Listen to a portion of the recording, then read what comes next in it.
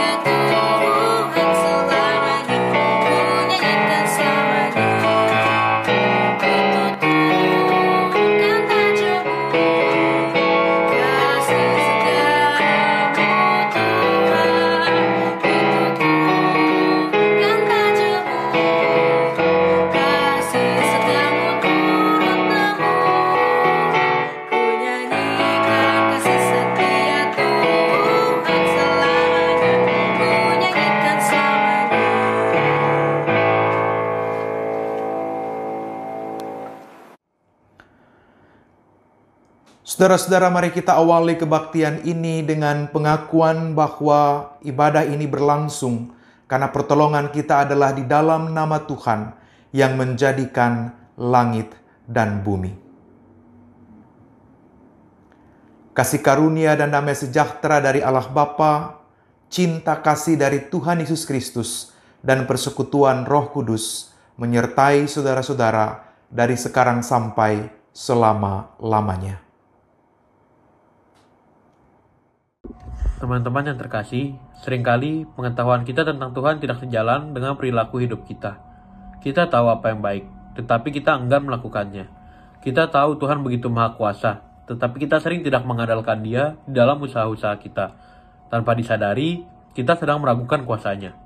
Kita jadi sangat mudah khawatir, bahkan putus asa ketika menghadapi berbagai kesulitan. Kita menjadi begitu lelah, sehingga kita tidak lagi berpikir panjang untuk melakukan dosa. Berbagai jalan pintas yang tidak sesuai dengan kehendak Tuhan. Pada saat ini, saya mengajak teman-teman semua untuk berdoa secara pribadi. Mari kita mengakui segala dosa kita di hadapan Tuhan.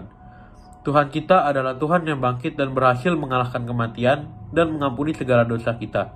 Ia menyelamatkan saat kita lemah, terhimpit dosa.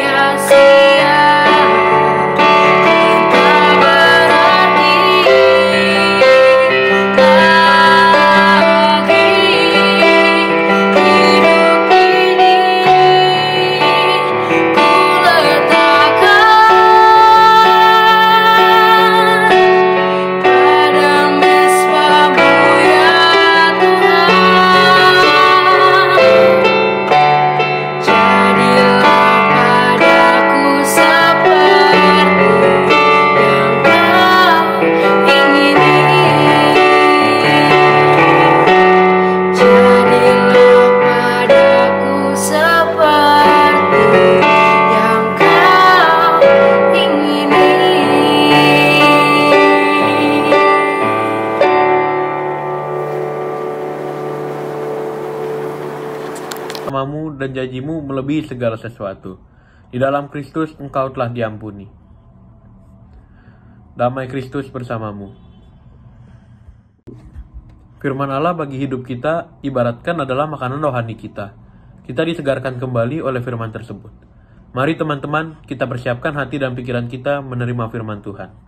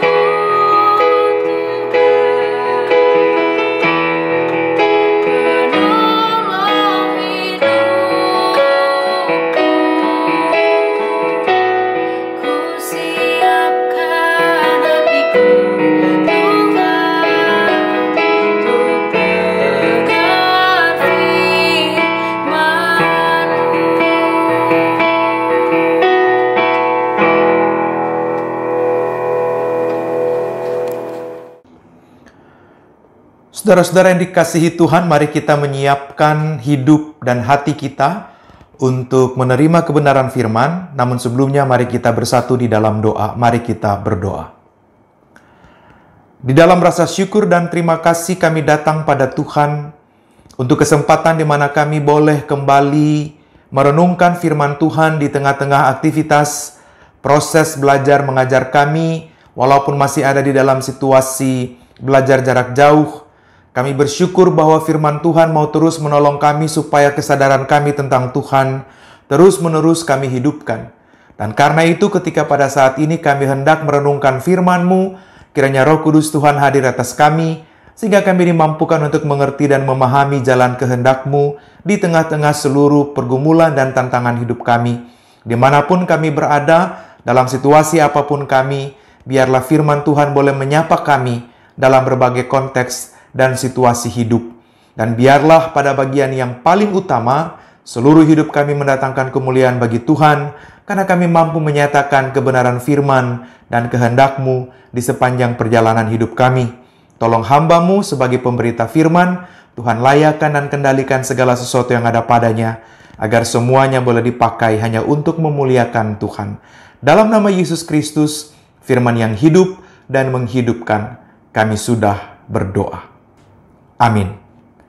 Saudara-saudara, Bapak Ibu Guru, para siswa yang dikasihi Tuhan, bacaan kita pada hari ini diambil atau ditetapkan dari kitab Ester pasal 2. Kitab Ester pasal 2, saya bacakan ayat 1 sampai ayat yang ke-18. Dari Ester pasal 2, ayat 1 sampai 18. Sesudah peristiwa-peristiwa ini, setelah kepanasan murka Raja Ahasuerus surut, terkenanglah Baginda kepada Wasti dan yang dilakukannya dan kepada apa yang diputuskan atasnya. Maka sembah para biduanda raja dan yang bertugas pada Baginda, hendaklah orang mencari bagi raja gadis-gadis, yaitu anak-anak dara yang elok rupanya.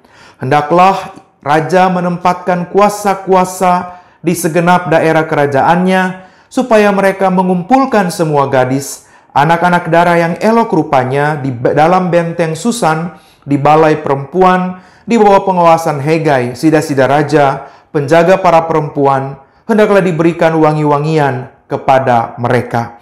Dan gadis yang terbaik pada pemandangan raja, baiklah dia menjadi ratu ganti Wasti.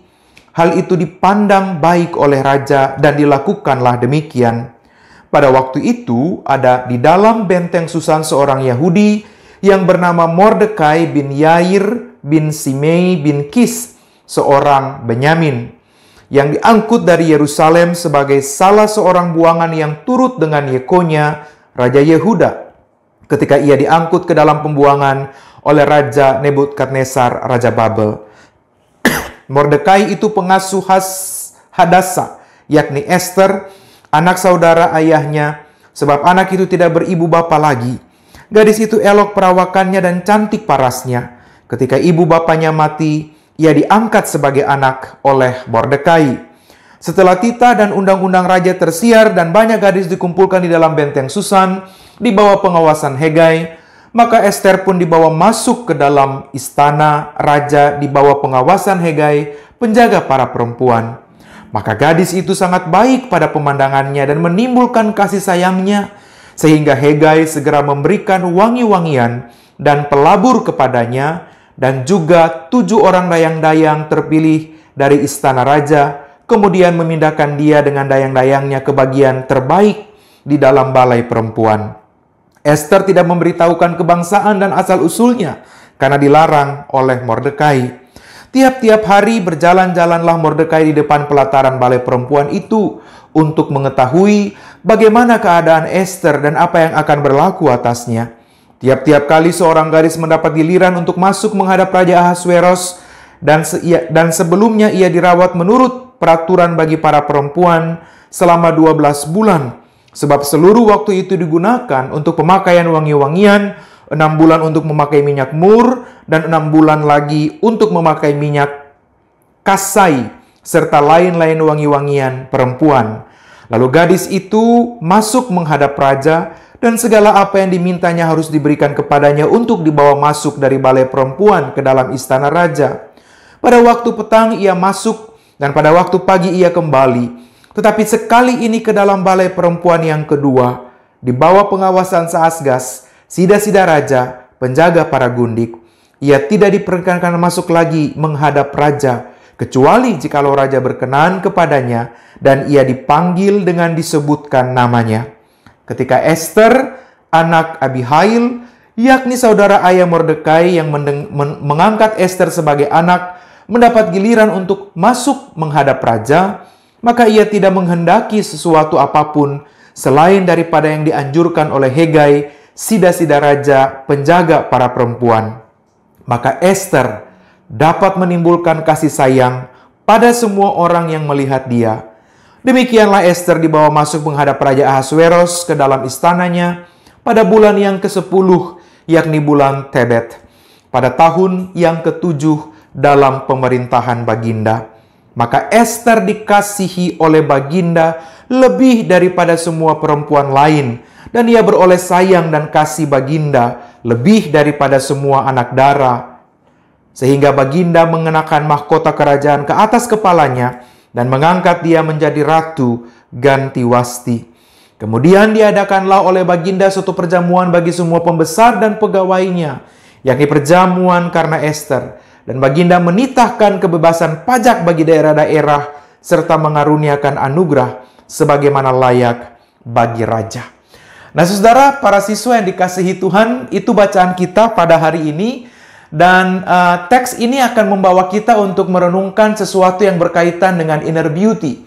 Kalau kita bicara dalam konteks umum, maka inner beauty dipahami sebagai sebuah bentuk kecantikan, bukan fisik, tapi kecantikan dari dalam hati. Kecantikan yang terpancar, kecantikan yang tidak dibatasi oleh perawakan, oleh fisik, dan penampilan-penampilan luar lainnya. Nah, karena itu ketika kita bicara tentang konteks kita pada hari ini, maka sebenarnya konteks kecantikan itu bukan baru terjadi pada waktu-waktu ini, bukan Miss World atau Miss Universe apapun itu, bukan saja baru terjadi, tapi pertama kali tercatat di dalam kisah-kisah kita dan tercatat dalam bacaan kita pada hari ini, itu pertama kali dilakukan dalam kerajaan Persia ketika Ahasveros waktu itu menjadi raja. Dia mengalami sebuah situasi hati yang tidak tenang atau galau karena situasi yang baru saja terjadi berkaitan dengan situasi yang ada dalam situasi Ratu Ester, Ratu Wasti maksud saya. Dan pada akhirnya proses kontes ini terjadi pada masa itu, kurang lebih pada tahun 485 sampai 465 before Common Era. Jadi pada waktu itu kontes itu terjadi dalam rangka bagaimana membawa kebaikan atau membawa kesenangan hati bagi raja. Dan proses itu pada akhirnya membawa Ester, seorang buangan Yehuda pada masa Babilonia, mengambil bagian dalam proses ini. Yang menarik adalah, saudara, bahwa kita menemukan kesan dari teks atau teks menginformasikan kepada kita bahwa Ester adalah pribadi yang bukan saja cantik secara paras, bukan saja cantik secara fisik, tapi Ester adalah pribadi yang juga punya kecantikan secara mendalam atau kecantikan dari dalam, atau yang kita kenal dengan inner beauty. Dikatakan di dalam teks kita misalnya ayat 9, maka gadis itu atau maka Ester sangat baik pada pemandangannya, pengawal para perempuan, dan menimbulkan kasih sayangnya, sehingga Hegai segera memberikan wangi-wangian dan pelabur kepadanya, dan juga 7 dayang-dayang yang terpilih dari istana raja, dan memindahkan mereka ke tempat yang terbaik. Kita menemukan juga pada bagian akhir dari ayat yang ke-15, maka Ester dapat menimbulkan kasih sayang pada semua orang yang melihat dia. Dan ayat yang ke-17, maka Ester dikasihi oleh baginda lebih daripada semua perempuan lain, dan ia beroleh sayang dari sayang dan kasih baginda lebih daripada semua anak dara lainnya, sehingga kepadanya dipakaikan mahkota kerajaan dan dia angkat menjadi ratu menggantikan Wasti. Nah, saudara, para siswa yang dikasihi Tuhan, Bapak dan Ibu guru, dari penjelasan teks-teks ini kita menemukan bahwa Ester mampu memenangkan hati banyak orang bukan semata-mata karena dia cantik. Ester mampu dikasihi oleh banyak orang termasuk baginda raja bukan karena dia menawan dan rupawan secara fisik. Tapi kita mendapatkan sebuah kesan bahwa Ester punya nilai lebih daripada yang lain. Karena tentu pada waktu itu yang dipilih adalah perempuan-perempuan yang cantik, anak-anak dara yang cantik. Dan karena itu mengapa sampai Ester bisa dipilih oleh raja dan dikasihi oleh Hegai? Karena dia punya nilai lebih. Dia punya apa yang kita sebut dengan inner beauty. Nah, karena itu kalau kita bicara tentang inner beauty, kita bicara tentang kualitas hati, kualitas karakter. Kita bicara tentang kelemah lembutan seseorang yang terpancar, kerendahan hati yang terpancar, otentisitas yang terpancar. Kita bicara tentang keberanian seseorang yang terpancar dari dalam dirinya. Dan itu semua pada akhirnya menolong dan membantu Ester untuk menjadi pribadi yang baik secara kualitas, yang baik karena dia punya otentisitas. Nah, saudara dikasihi Tuhan, pada zaman sekarang orang tergila-gila untuk terlihat cantik dan tampan. Orang akan melakukan apa saja untuk terlihat cantik dan tampan.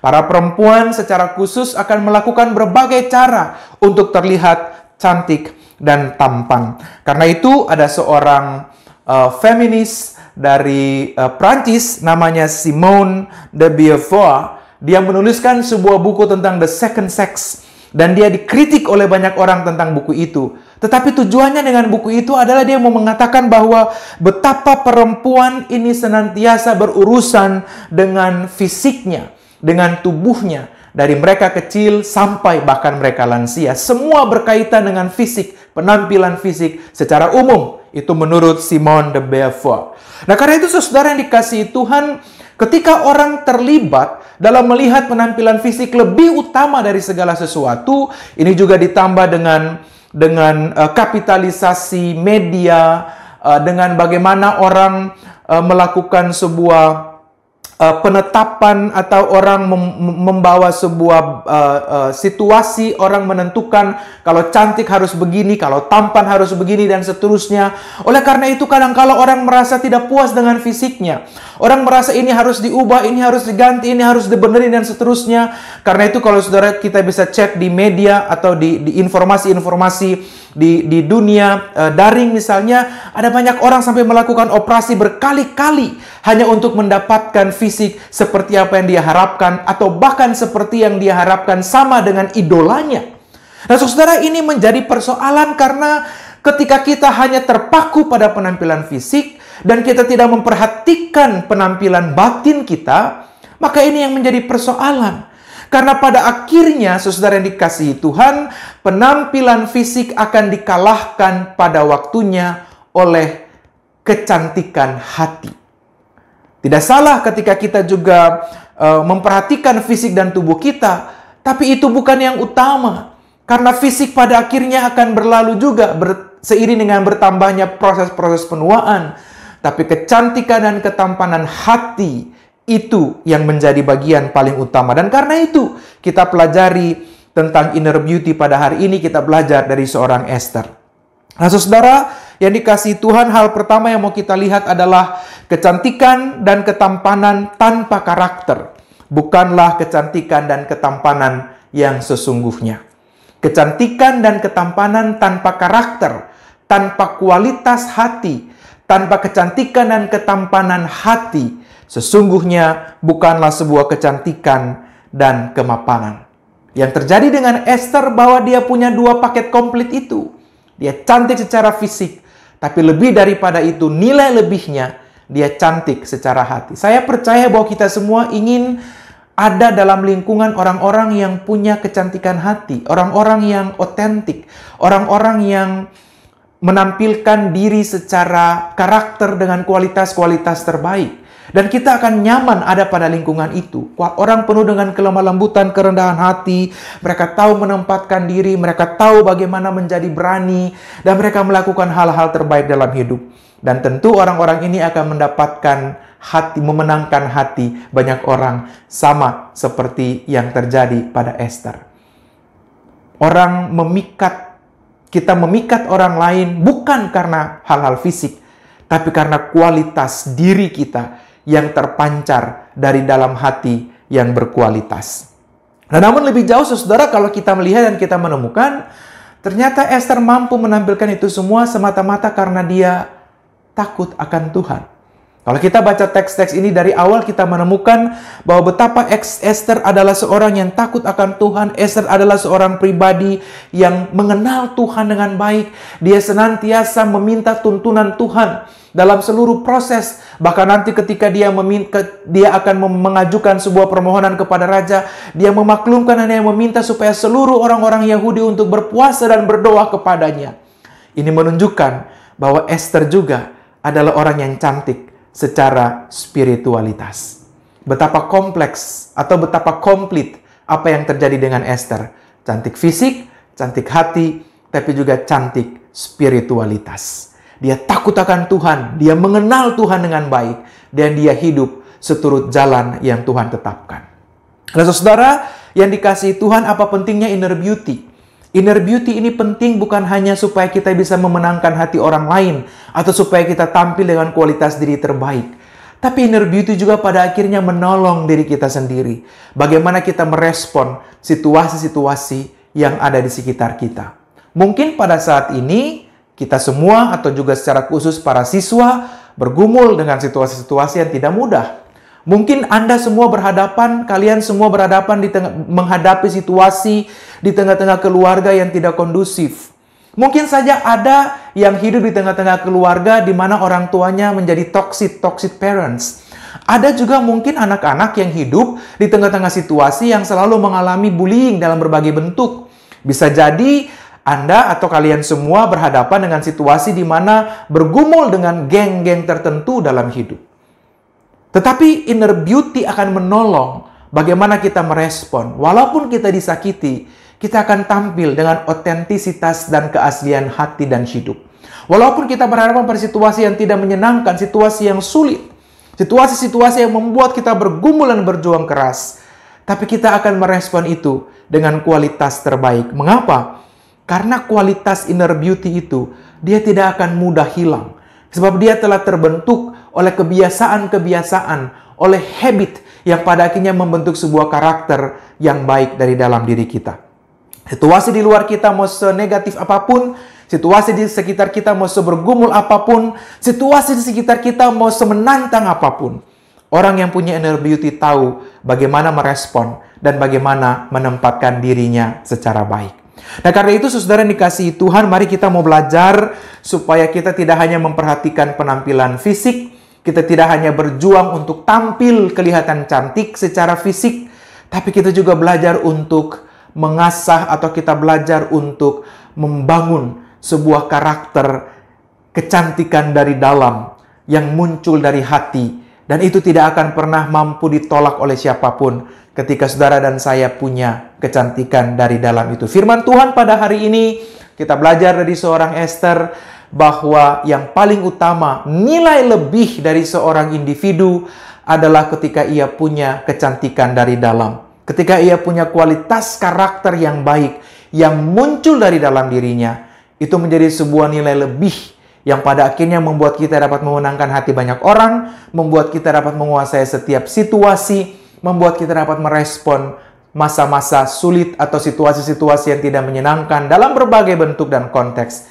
dalam perjalanan hidup kita. Kita belajar juga pada akhirnya orang-orang yang punya inner beauty yang baik adalah mereka juga yang punya relasi dan terhubung dengan Tuhan secara baik.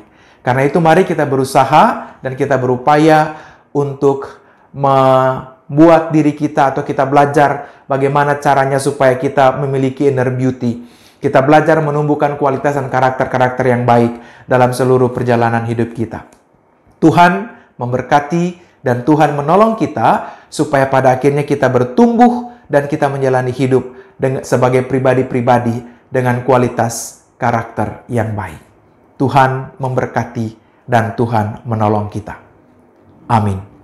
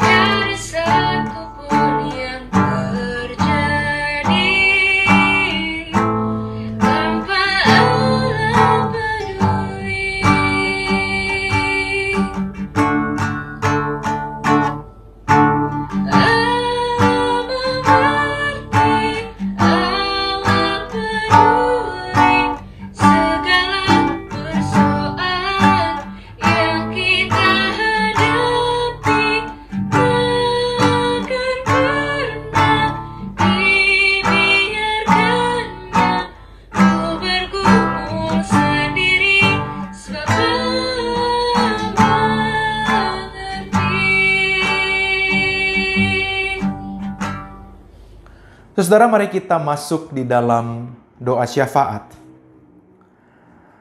Bapa di surga, kami bersyukur dan berterima kasih oleh karena kami menerima firman Tuhan pada hari ini dan mengingatkan kami tentang bagaimana kami hidup, menjaga kualitas karakter diri kami lebih dari apapun. Bahwa kami tidak terjebak hanya untuk melihat urusan-urusan fisik, kecantikan, ketampanan secara fisik saja sebagai yang utama. Tapi yang terutama adalah kami melihat kecantikan hati, kecantikan yang dari dalam, kualitas karakter terbaik yang kami nyatakan di dalam hidup. Kami tahu bahwa untuk menggumulinya atau untuk menumbuh kembangkannya butuh usaha, butuh kerja keras, butuh disiplin dan hikmat dari Tuhan. Karena itu kami berdoa meminta hikmat daripadamu yang menopang kami untuk mewujud nyatakan hal-hal ini. Kami berdoa pada saat ini menyerahkan setiap kami dalam berbagai situasi dan kondisi yang tidak mudah. Proses belajar mengajar secara daring membuat kami juga berjuang pada hal-hal tertentu. Karena itu Tuhan, kiranya Engkau memberkati dan menolong para siswa ketika mereka harus terus atau masih ada di dalam proses belajar mengajar jarak jauh. Tuhan berkati juga Bapak dan Ibu guru, sebab memang situasi belajar secara daring juga adalah proses yang tidak mudah bagi berbagai pihak. Namun kalau kami dapat melakukannya itu semata-mata karena kasih dan pertolongan Tuhan. Oleh karena itu kiranya kami juga boleh bertanggung jawab dengan seluruh proses belajar mengajar yang ada. Kiranya Tuhan mengaruniakan kepada kami kesetiaan, kesabaran, disiplin, sehingga kami tetap tekun dalam proses belajar maupun mengajar, dalam bagaimana kami melanjutkan proses pendidikan kami bersama. Kami berdoa menyerahkan para orang tua siswa yang juga boleh jadi terdampak situasi pandemik karena pekerjaan atau usaha mereka terganggu. Tuhan, kami percaya Engkau adalah Allah yang tidak membiarkan kami berjalan sendiri. Engkau menuntun dan memberkati kami melewati masa-masa sukar. Oleh sebab itu kiranya Tuhan memampukan kami, Tuhan menolong dan Tuhan menyertai kami, sehingga kami dapat melalui masa-masa ini dengan baik dan benar karena kasih dan pertolongan Tuhan. Kami berdoa kiranya Tuhan juga memberkati para orang tua, agar mereka tetap dikuatkan untuk terus melihat hal-hal yang baik yang dapat mereka usahakan ke depan. Kami berdoa menyerahkan lembaga pendidikan penabur, Tuhan memberkati yayasan penabur, Tuhan berkati para pengurus, Tuhan berkati seluruh pihak, sekolah-sekolah dalam berbagai lingkup dan tingkatan Tuhan memberkati, agar BPK penabur juga boleh merespon situasi krisis ini dengan cara-cara kreatif, yang juga boleh menjadi berkat bagi lingkungan sekitar, bagi masyarakat, bagi bangsa dan negara dalam apa yang dapat diupayakan. Tuhan terima kasih kalau hari ini kami boleh beribadah secara online, kiranya kami boleh terus terhubung dengan Tuhan, kami terhubung dengan sesama orang beriman di dalam doa-doa, pujian dan juga firman, dan biar dalam segala sesuatu kami boleh terus melihat dan memandang hanya kepada Tuhan yang memberikan kepada kami kekuatan dan kemampuan. Kami akan melanjutkan seluruh aktivitas hidup kami dan kami percaya Tuhan ada bersama-sama dengan kami. Tolonglah kami supaya kami boleh tetap menjaga, mengupayakan kecantikan yang dari dalam, inner beauty kami, kualitas karakter terbaik, supaya pada akhirnya kami dapat menjalani hidup dan merespon seluruh peristiwa yang ada di dalamnya dengan cara-cara yang baik dan benar, seturut dengan apa yang Tuhan kehendaki. Ini semua doa dan permohonan kami, terjadilah seperti yang Tuhan kehendaki, dan biarlah Tuhan juga memampukan kami untuk menerima kehendak Tuhan yang terbaik itu. Karenanya kami menyatakan doa dan pengharapan iman kami hanya di dalam nama Tuhan Yesus Kristus, Juru Selamat kami yang hidup. Kami berdoa dan memohon. Amin. Kita akan segera mengakhiri ibadah ini. Ibadah ini sesungguhnya adalah kehidupan kita, teman-teman. Kiranya Tuhan menyanggup kita berjalan dalam kehendak-Nya. Kita akan bernyanyi dari KJ 440 di Badai Topan Dunia.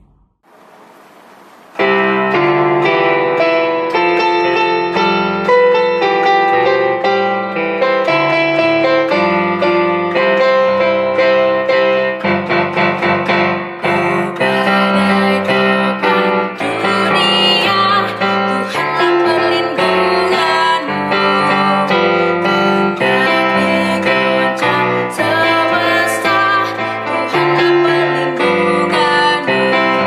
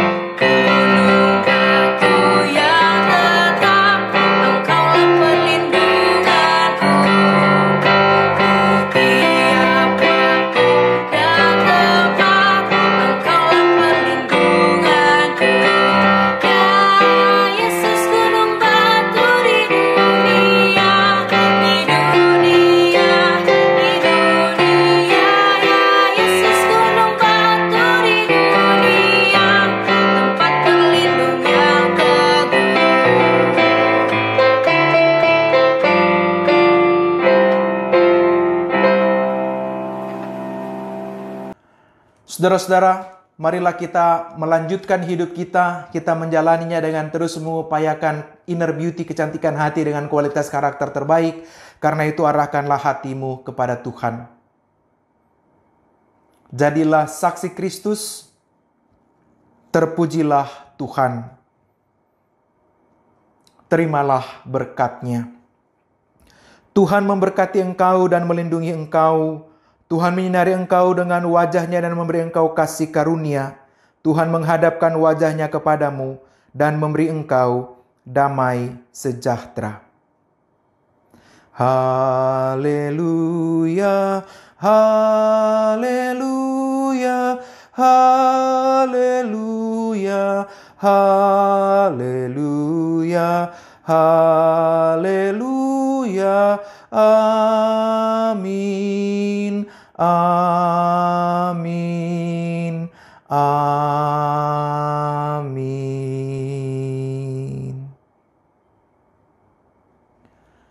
Saudara-saudara, kebaktian kita selesai, Tuhan memberkati dan Tuhan menyertai kita. Dan ingat, jangan hanya memperhatikan kecantikan fisik, tapi perhatikan juga kecantikan dan ketampanan hati, agar kita tetap berkenan kepada Tuhan.